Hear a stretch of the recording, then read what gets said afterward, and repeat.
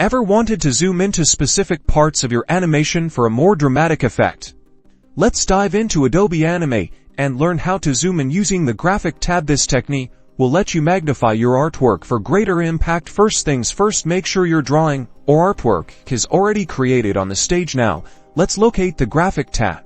With your artwork selected, head over to your Properties panel. You should see options related to your selected shape or drawing. You may see a Graphics section. If not, there's a reason.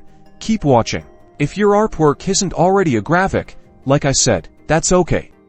Let's make it one by right-clicking the artwork on the stage, and in the menu that appears, select Convert to Symbol. In the Convert to Symbol dialog box, make sure you choose Graphic as the type. Give your symbol a name too, such as my circle. Click OK. Now, you will see the graphic options in your Properties panel. Now you're ready for zooming.